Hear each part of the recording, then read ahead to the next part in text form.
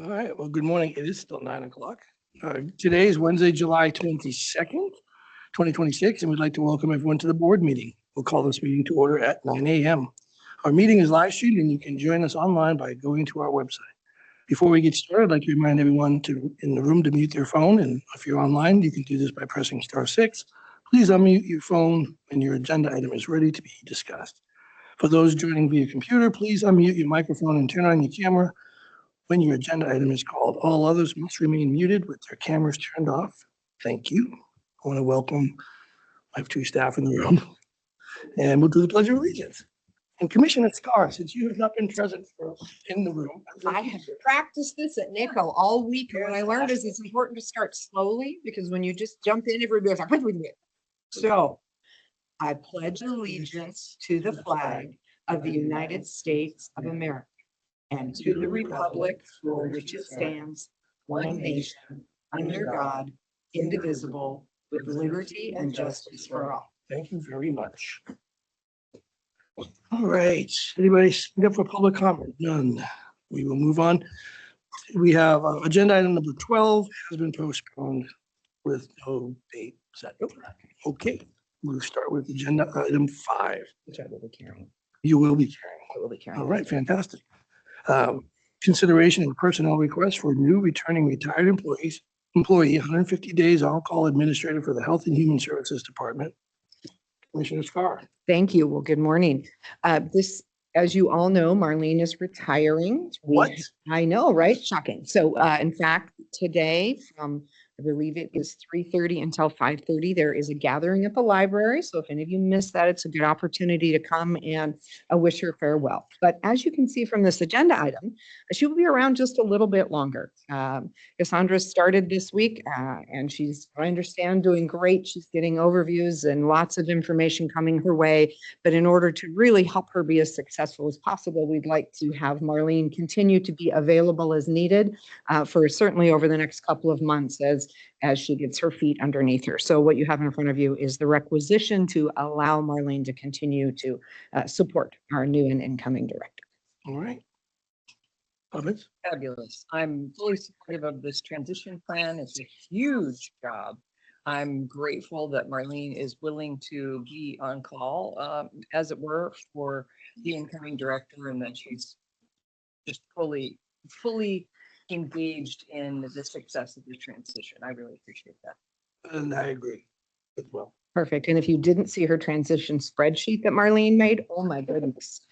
Rachel and I sat with Marlene and she was going through it. So she and her team have done an amazing job of just laying out the work of the health department. So if you want to know more, I think it's about a 25-page spreadsheet with everybody's department and all that they do. And it's amazing. Yes. Okay. Okay. Ready for motion. Mr. Chair, in consideration of a personnel requisition for a new returning retired employee, 150 days on-call administrator for the Health and Human Services Department, I move approval. Second. Okay, I have a motion and a second. Any further discussion? Hearing none, I'll call for the vote. All those in favor? Aye. Aye. So carries. Okay. No entrance music, but agenda item 6 is consideration of a personal services agreement with Helion Software Incorporated for the clerk's office, client software support. You see nicest. Never can say that. My tongue. Stuff. County clerk. Good morning. Good morning, commissioners. So before you is our service agreement with Helion Software. Typically, you don't see us come to you for this, but what we're trying to do is, as we all know, our years pass really quick. So one fiscal year to another goes by pretty quickly. So in talking with Helion and with Central Services, we're like, can we do a 2-year contract? And so that's what this is. So that's why it's coming before you, because it's over that threshold. So for year 1, well, let me tell you, Helion, in addition to the tax and assessment, it's what we use. It's what drives our receiving program, where all of our images are stored. When you're online doing online searching, that's part of Helion. Marriage licenses, dogs, all of it. So that's what we use it for.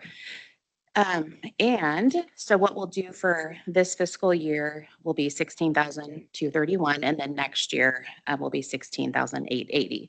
So we're just trying to minimize the paperwork and have things in place for a couple of years at a time. Okay. So I don't have questions. No questions. I think it's a great idea. No questions for me either. Thank you. And no questions for me. Okay. All right, Mr. Chair, in consideration of a personal services agreement with Helion Software, Inc. for the clerk's office client software support, I move approval. Second. We have a motion and a second. Any further discussion? Hearing none, I'll call for the vote. All those in favor? Aye. Thank you very much. Thank you so Have a much. good day. Welcome back. Thank you. Okay, moving on to agenda item 7, consideration of a Housing Production Solutions Fund Grant Agreement number 2026 HPSF 4 with Halem Bay Health District for the Workforce Housing Project. Sarah Absher, Director, Department of Community Development. Good morning. Good morning, Commissioners. Thank you. Last week, I presented two Housing Production Solutions Fund Grant Award agreements to you for signature, and today I have a third. This is for the Nehalem Bay Health District for, it's a pre-development grant award of $25,000 that will be used to help them with their next steps in redevelopment and envisioning of the Nehalem Bay Health District property for future workforce housing. Requesting Okay. your signature. Okay, great. Yeah, just a reminder, folks, these are all vetted by the Housing Commission, carefully vetted. This is an interesting project and I'm excited about it. So any comments?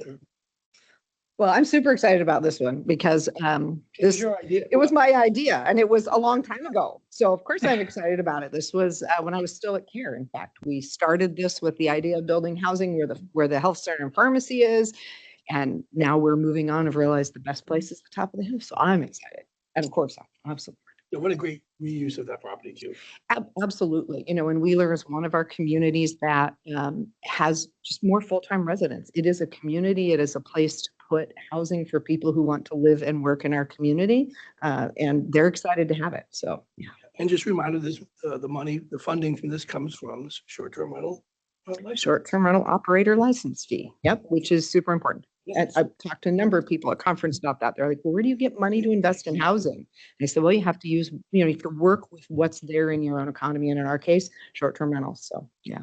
In fact, you spoke on the radio the other day about the conference you're going to, the summit. And this is the kind of thing that does exactly that, where it ties together these two different things within the same. Yeah, Or they're yeah, at least yeah. enhance each other. So Yeah, great point. I'm also excited about this. I love that we have out of the box thinking here in Tillamook County. Like, we have to cobble things together to make them happen, and to have employers investing in housing for their employees or for other people in the workforce, I think is just invaluable. So okay. Agreed. And that health center board is really a fantastic forward-thinking board. So I appreciate them. All right, Mr. Chair, in consideration of Housing Production Solutions Fund Grant Agreement number 2026-HPSF-4 with Nehalem Bay Health District for the Workforce Housing Project, I move approval. We have a motion and a second. Any further discussion? Hearing none, I'll call for the vote. All those in favor? Aye. Carries. Thank you, Sarah. Thank you. Okay, moving on to, we're gonna be moving right along, folks. Today it's kind of a dry but important agenda. It is the work of the board. It is the work of the board. Agenda item 8 is consideration of an order in the matter of reappointment of a member to the Transient Lodging Tax Review Committee, Tommy Steiber, Transient Lodging Tax Program Administrator. Always have trouble with the names. Good morning, Tommy. Good morning.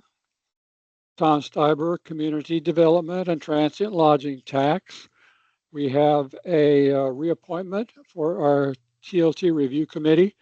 The community has kind of the nuts and bolts for the collection process. We do things like forms and procedures, and we hear requests for waiver of penalties and things like that. But we do have a vacancy right now. One of the members' term expired, and so we have contacted her, Brooke Boyd, for a reappointment, and she is willing and able. She's an asset to our community, our committee, and does a great job. And she also is from Neskowin, so we have a little bit of a South County participation on the committee, which is good. She doesn't have a Southern accent, but she is from South County. So highly recommend her for reappointment to the TLT Review Committee. Well, that's fantastic. And having representation from South County where a lot of STRs are located is fantastic. Absolutely. I am in support and appreciate her willingness to serve. As do I. And I agree. I'm ready for a motion. All right, Mr. Chair, in consideration of order number 26-048, in the matter of the reappointment of a member to the Transient Lodging Tax Review Committee, I move approval. Second. We have a motion and a second. Any further discussion? Hearing none, I'll call for the vote. All those in favor? Aye. Aye. Carries. Thank you, Tommy. Thank you. Okay. Agenda item 9, consideration of a resolution in the matter of authorizing the refunding of an interim loan from the Special Public Works Fund with the Oregon Infrastructure Finance Authority. Deborah Jacob, Director of Financial Services, and our Treasurer. Good morning. Morning. So I'm going to go over the next 3 items on the agenda together since they don't make sense separately. Perfect.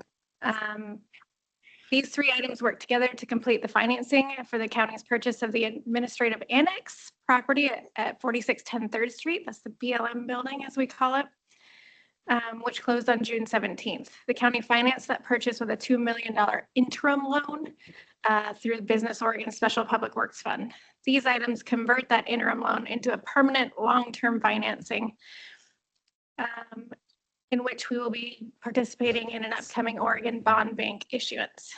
In the short term, item 9 authorizes the refinancing. Item 10 is the note that sets our repayment terms, and item 11 is the underlying loan agreement. So number 9 in detail, the resolution authorizes Chief Administrative Officer Rachel or their designee to sign the permanent loan agreement and promissory note with Business Oregon. Refunding is the payoff, the existing $2 million interim loan with proceeds from the state bond bank issuance. It is also reaffirms the county's pledge of its full faith and credit and taxing authority within constitutional limits and includes standard covenants to protect the tax exempt status of the interest will pay. So this sets us up to go into the permanent financing solution. Fantastic. Commissioner Bell. I'm fully supportive. As am I. Okay. Me too. Mr. Chair, in consideration of resolution R26-0, sorry, it's 4, I'm going to guess it's 46. Thank you, sir. It's a little hard to read on here. So consideration of resolution R26-046 in the matter of authorizing the refunding of an interim loan from the Special Public Works Fund with the Oregon Infrastructure Financing Authority. I move approval.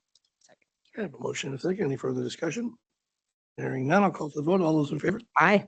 Yeah, we'll read into the next one. Agenda item 10, consideration of the State of Oregon Infrastructure Finance Authority I keep saying that, Special Public Works Fund Loan Agreement for the Administrative Annex Property Purchase Project Number B26005 slash. There's no slash. Sorry, I was just rechecking that number. I'm ready for a motion. I think we Ready for a motion? Okay. Mr. Chair, in consideration, sorry, I was just checking that number because it does look like on here it is 016. Let's check it. So I wanted to assure that maybe we need to redo that motion because we have the wrong number Let's do on that. So I would step us back if that's okay, Mr. Chair, Absolutely. and go back to in consideration of resolution R26-016. Resolution in the matter of authorizing the refunding of an interim loan from the Special Public Works Fund with the Oregon Infrastructure Financing Authority. I move approval. Okay, motion and a second. All those in favor? Aye. Aye. Right, Mr. Chair, in consideration of the State of Oregon Infrastructure Finance Authority Special Public Works Fund Loan Agreement for the Administrative Annex Property Purchase, project number B26005, I move approval. Second. You have a motion and a second. All those in favor? Aye. Aye. Carries. And finally, agenda item 11 is a consideration of a promissory note with the State of Oregon Business Development Department for a loan agreement for the Administrative Annex Property Purchase Project Number B26005. Anything else, or we're ready to just go? Ready to go? I think I could cover real quick. If you look under the promissory note, the total financing amount is 1.8 million on the principal. That is because the Oregon Bond Bank is set up to sell at our bonds at a premium, meaning it reduces our principal balance in the overall debt of this. That's the beauty of going through the Oregon Bond Bank. Okay. Perfect, thank you. Mhm. Okay, Mr. Chair, in consideration of a promissory note with the State of Oregon Business Development Department for a loan agreement from the Administrative Annex Property Purchase Project number B26005, I move approval. Second. Good motion and a second. Any further discussion? Hearing none, I'll call for the vote. All those in favor? Aye. Thank you. Thanks, Deborah. Thank you, Deborah. Okay, we'll skip 12 and move on to agenda item 13. Consideration of a prevailing wage contract for construction with Pacific Construction Solutions for the Tillamook County Courthouse roof rehabilitation project. Kevin Jolly, facilities supervisor. Good morning, sir. Good morning, everyone. Last week, we discussed awarding the contract to Pacific Construction, and this week is the contract for the actual work. Pretty much, it's $485,605. And the completion date for this project is November 15th, 2026. If you have any questions, I'd be happy to answer them. Sure.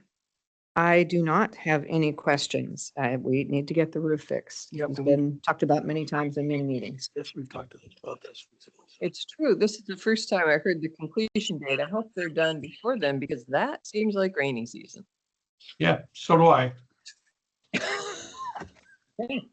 Okay, I think I'm ready for a motion. Okay, the faster we pass it, the faster they can get started, right? Let's do this. Absolutely.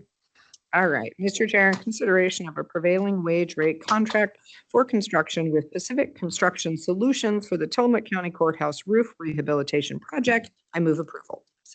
Yeah, I have a motion and a second. Any further discussion? Hearing none, I'll call for the vote. All those in favor? Aye. Aye. Motion carries. Thank you, All Kevin. right, thank you. That roof fixed.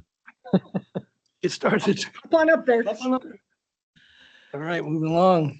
Our final agenda item is agenda item 14, consideration order in the matter of reappointment of members of the Tillamook County Tourism Advisory Committee. Isabel Gilda, Administrative Analyst. Good morning. Good morning, Commissioners. So the Tourism Advisory Committee, also known as the TAC, is made up of 9 members who advise the Board of Commissioners on proposed policies for the use of the transient lodging tax, the TLT, funds and matters also involving tourism-related facilities. They also review the tourism-related facilities grant applications annually.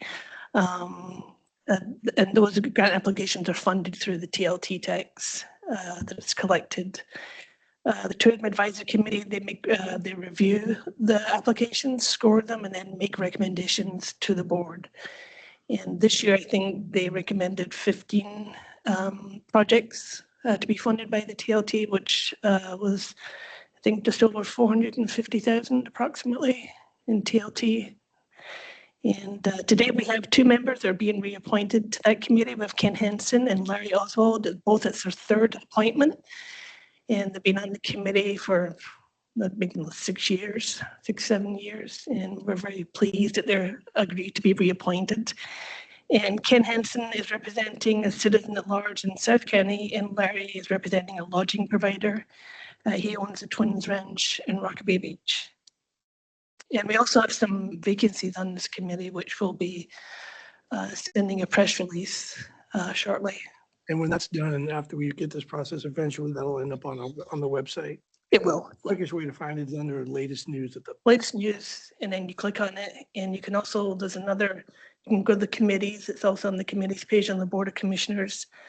So you can find out a couple of ways. And usually we sent in the press releases to the media, and they get published in the Headlight Herald and Pacific City Sun. I think that's the main publications. They also go to the North County Pioneer, I believe. Okay. And then we try and post them in some of the libraries so that get a broader outreach. And we also still have a couple of openings on the Fair Board. The Fair Board, we'll be reopening That's that. also available on the website. It is. Encourage everybody to check that out and consider doing that. So Any other comments or, July 31st is the new deadline for the Fair Board. thank you. No, just as always, we appreciate very much their willingness to serve. Yeah, so thank you to both of these volunteers. I'm also pleased that Ken Henson, Larry Oswald will continue on this committee. It's important work and their work is really is valued. And also I just want to mention that I was on the original TAC. You in were? Yeah. 2014, and it's really interesting. So I encourage folks to consider it, to read about it, to consider applying.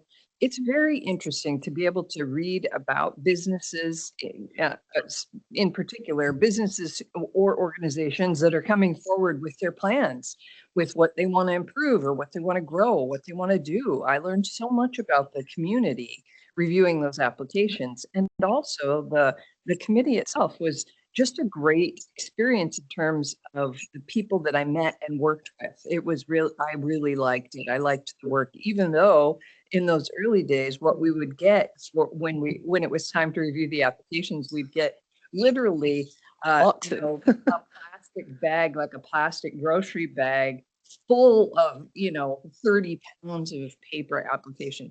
So that's no longer the case. So that it's easier to review the applications now electronically. So it's really good work. I encourage people to check it out and consider applying. It's definitely a lot of work and there's a lot of reading to read and review each application, go through the criteria process. So yeah, it is a lot of reading. Thankfully, it's not those paper copies anymore. And just once a year. Yeah. So people, they can plan a block of time they're going to invest in that. Correct. And I also just want to echo the thank to Ken and Larry for doing it. They bring so much to the table. And then finally, just to remind folks, if you do go and you want to apply for these board positions, the application says committee, so it's committees and boards, but I think the application says committee. Right. So you'll just fill in the name of the board, whether it's TAC or Fair Board. So I just want to make that clear. Perfect. Thank you. Ready? All right. Mr. Chair, in consideration of order number 26-049 in the matter of the reappointment of members to the Tillamook County Tourism Advisory Committee, TAC, I move approval. Second. Okay, I have a motion and a second. Any further discussion? Hearing none, call for the vote. All those in favor? Aye. Aye. Right. Okay, Commissioner Scar, are you ready to give us a report out of the National Association of Counties? I can give you a Conference? high-level one. Yesterday was a 20-hour day traveling home, so I won't pretend I've had time to put it all together in any sort of, nice, tidy report or process. But Meanwhile, you have 5 pages of notes that you're gonna. well, I do. That's why I said, yeah, so it will, like I said, it won't be quick and tidy because I haven't processed it all yet. But I appreciated the opportunity to travel to the NACO conference, the National Association of Counties. This is the annual business meeting. So while there's a great amount of education that goes on at this conference, there's also the work of the organization. And as I've taken a seat on the NACO board, a portion of my time was spent with the work of the organization. NACO is an exceptionally important organization to us as a county. They are our eyes, ears, feet, voices on the ground at the federal level. We as a small county absolutely do not have the resources to have a federal lobbyist. And by being a member of NACO, we actually have an entire team of federal lobbyists working on our behalf. So making sure that this organization is strong, that it is focused in the areas that we want to see it focused in is exceptionally important. So I think the work of it is important. However, while I was there, I did have the opportunity to attend a few educational sessions as well. I went to one on opioids because we have opioid settlement funds, which we have talked about here. We are hopeful that maybe in partnership with Grand Ronde Tribe, we might be able to do something exceptionally impactful, continue to work on that. But we are also spending those local opioid dollars on our Tillamook network. What I learned through this seminar was that we are way ahead of a lot of other places. They've received their opioid funds and they are trying now to figure out where are the gaps in their system, what kind of a plan should they make and how will they spend them.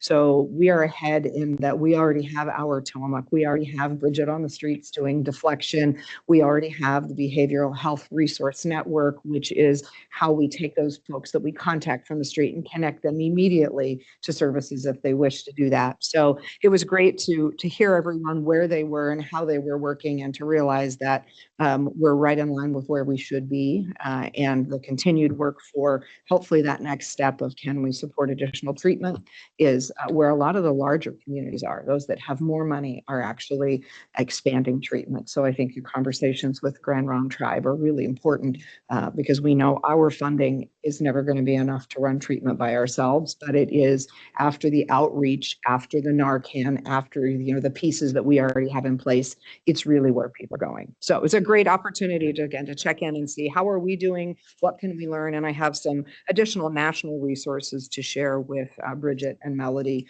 that other communities are using for some of the work. So really, I think it's exciting to know that, again, we're doing well. We had a full day of steering committees. Steering committees at NACO are similar to steering committees at Association of Oregon Counties. We have the different areas of focus. We had educational presentations. I am part of the Community Economic Development and Workforce Steering Committee, but I did a little steering committee hopping because I wanted to hear from the U.S. Forest Service, and so I jumped into natural resources. U.S. Forest Service State Director, our state director, we have one coming soon. So they are restructuring the U.S. Forest Service. They are moving the headquarters to Salt Lake. They are appointing state directors, which they have had regional directors in the past. So we have a state director that will be appointed soon. I am assured by other locals who know her in our state that she will be fabulous. So I look forward to meeting her as she comes on board. The other thing that Forest Service is doing, however, is they are serving Forest Service offices to make sure all offices are fully utilized. Those that are not will be closed. So I certainly came home with some questions about our very own Hebo Forest Service office. And my intent at this point is to reach out to our state folks and to see if we can get a presentation from Forest Service to come talk to us about the Sayus law as it exists in Tillamook County to get that broader picture, because I think we don't necessarily have that came to light with the Grand Ronde return of lands, is that we don't have full understanding of everything they are doing and plan to do in our community. And with this potential change to closure of offices, et cetera, I think it would be helpful for us as a county to establish that. So that is one of my action items coming out of this is we need to get a little bit more in touch with our Forest Service people. I then hopped to the Public Safety Steering Committee to hear from FEMA. FEMA has an acting director right now who hopes to be replaced by a full-time director in the next month with an appointment through the Senate. So their priority right now is to close out all COVID-related funds. FEMA is trying to simplify their workload by closing out grants that are long-term hanging out. And I don't know what we may have. I know we've almost finished our 2015 storm, but these are going to be their priority, and their area of focus is get this stuff done so that we can now work on the money that we have recently awarded, because they too are short on capacity. And if they're chasing longer term grants, it's harder for them to focus on and get grants out the door that are newly awarded, which we know that we are anticipating some new FEMA funds. So we want to make sure that anything that's hanging out there. They talked a little bit about the National Flood Insurance Program. It's currently $20 billion in debt. So we know we have a lot of interest in that program because it supports many of our community members. They're looking at how to mitigate repeat losses in that program. So I think that's something that as a community message and things that we may want to think about is I'm not sure how many repeat losses we see in Tillamook County, but I know from my time living in California, it used to be I think it was the Red River that would flood every year, and it was the same houses. So you would rebuild your house, and 2 or 3 years later it would flood and you would need to rebuild again. So FEMA is focusing on those kinds of properties for mitigation and expecting us as the local community to take responsibility for that. So I was thinking about big trout, and I know that you all passed those necessary buyouts while I was away, but that's what they're looking for. They're looking for a partnership with local communities that says the National Flood Insurance Program is there, and it's there for one-time catastrophes. But if you have properties and property owners that are consistently having to go into and dip into that FEMA insurance pool, you need to address it locally. So in this, it's this adjusting partnership between the federal government and the local. And so there's definitely an expectation of a bit more local responsibility related to that. They are also looking at how that funding goes out. There is sort of two things that are happening right now. I think we're aware of. One is that the task force that was organized by the president has completed their work and they have their recommendations. And then there is the FEMA Act, which is currently in Congress. And so there are pieces of the fix that will need to come from Congress, pieces of the fix that will come through the executive branch. And so we're all just watching that right now. Again, this is an important space that NACO sits at the table for. NACO continues to be in communication with the administration weekly on what is happening with FEMA and keeping counties' voices centered there. I did ask about the biological opinion with FEMA staff and the person said, I can't really speak to that at this point, but I will, she said, reach out after the conference. I will point you to the right person. So I think we continue to have that working in the background. I did also talk with Brett Mattson at NACO, who is pushing it there. And he said his expectation of the action that's likely to happen sooner is Bence's bill.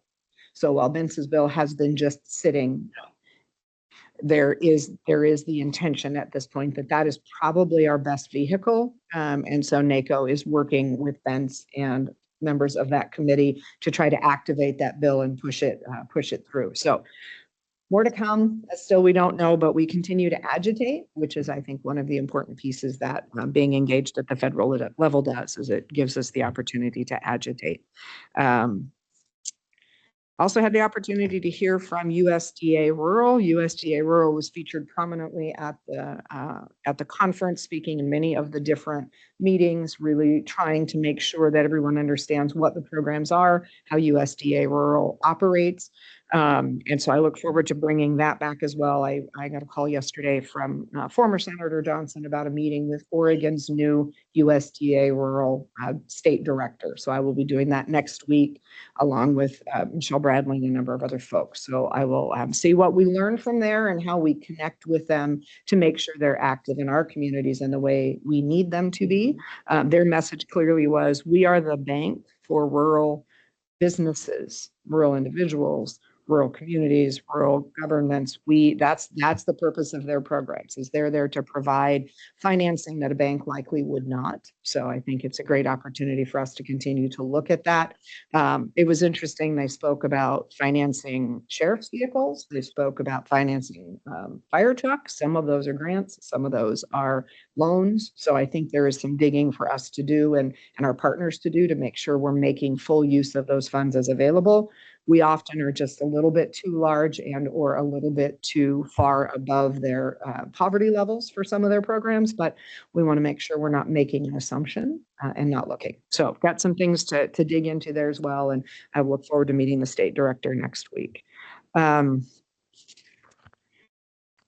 Yeah, so those were the educational sessions and things that I had the opportunity to attend. I will talk more about some of the board governance pieces, some of the products that are available through NACO that might help our county offer different services, retirement benefits, things like that, just to make sure we're staying up on any changes that are made that, again, could benefit our workforce in our county. So I will leave that for the next time, because I want to dig in a little deeper and make sure that I'm sharing all the right things. Yeah, so there, again, there's a lot more there, but I'll stop there. Great. Yeah. Well, I appreciate that. Appreciate the report out and appreciate you being here. Absolutely. I would have liked to have gone. What was the weather in Louisiana?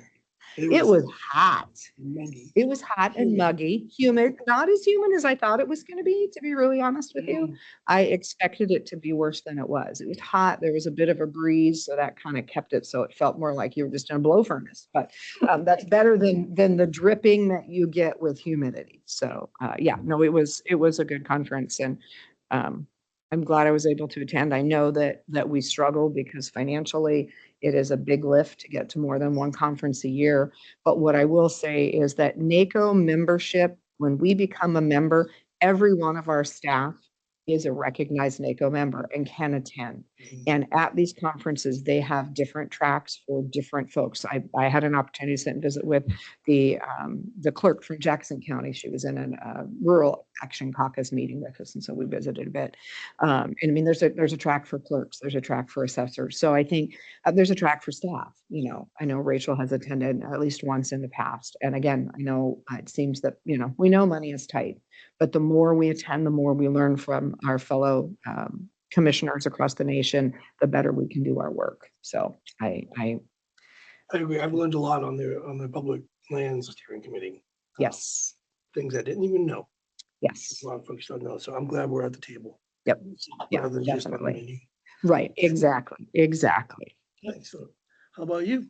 Nothing for me today. Can you talk a little bit about, sorry, the meeting you went to with Bonamici, and you may have done this on the radio and I may have missed it, but the economic development piece, I saw the newspaper thing. It looked like a lot of topics were covered. It was great. So Congresswoman Bonamici visited Tillamook County 2 weeks ago, Yeah. I think, and on a Friday, and a whole bunch of community leaders were there. It was a great mix of people, and we talked about the Congresswoman talked about the things that she's working on, and you're right, it was a broad array of things from housing to healthcare to economic development, and also the ways that all those topics overlap. And then we kind of went around the table. I say kind of because it bounced around with folks who were there talking about the things they're working on currently.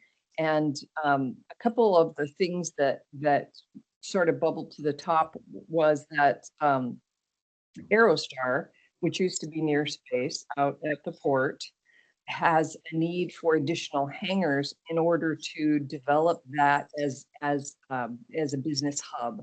And so the Congresswoman was very interested in that, and it was the sort of shovel-ready, price appropriate, like, here's something we could invest in right now. And so I was very gratified to see that she was going from that meeting to Aerostar to learn about the business, have a tour. So I hope that something will come of that, because there's real dynamic opportunity. Aerostar is our only high-tech business in Tillamook County. And there's the opportunity for there to be a hub, a high-tech hub right there at the Port of Tillamook Bay that is outside of some of the other limitations of businesses. Like they don't require transportation. Yeah. So they don't have to transport their product back and forth to the valley. And those jobs are professional jobs, professional science jobs. But there are advantages to businesses working there, the businesses that are already working cooperatively with Aerostar, because they're interdependent on other businesses. There are advantages to those businesses to come here, which is really what we would like to see happen, because they're already working with Aerostar, but they're doing it remotely. And we have advantages through the Port of Tillamook Bay, like the advantage of being an enterprise zone, and the advantage of the airspace. Our airspace is we have the only airspace that's adjacent an ocean for that kind of testing, high altitude testing. And also there are other places that have airspaces available for testing are owned by the government. And this is one of the only, maybe the only privately owned one.